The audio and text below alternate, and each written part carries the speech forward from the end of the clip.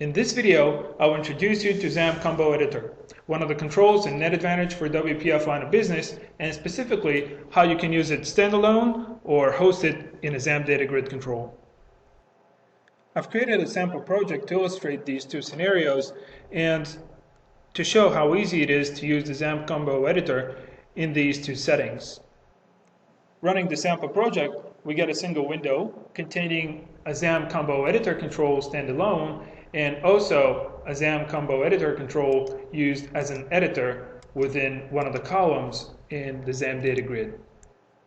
In the standalone scenario, the XamComboEditor control is bound to a list of customers, and you can see how easy it is to use the autocomplete feature to easily get to the record you're looking for. Also, in the XAM data grid control below, the XamComboEditor is used to edit values, and it's also bound to the value that is preset in the record coming in from the data source. So let's now take a look at the source code sitting behind this sample project. Looking at the XAML code in the main window here, we can see the XamComboEditor declared and bound to the customer's collection in the data context of the window, and that is being bound to its item source property.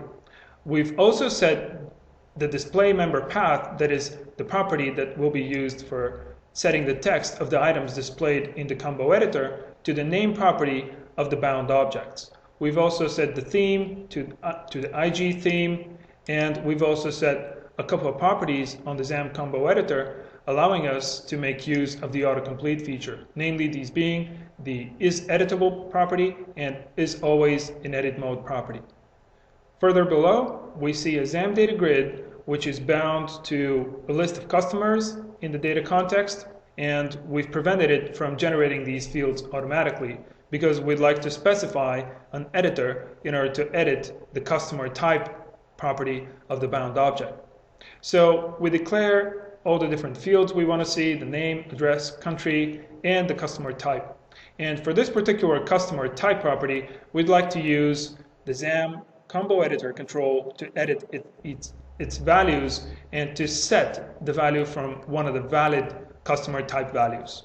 So in order to do that, we're setting the field settings for this particular field, and specifically we're setting the editor style property to a static resource we've declared in the resources section of this window.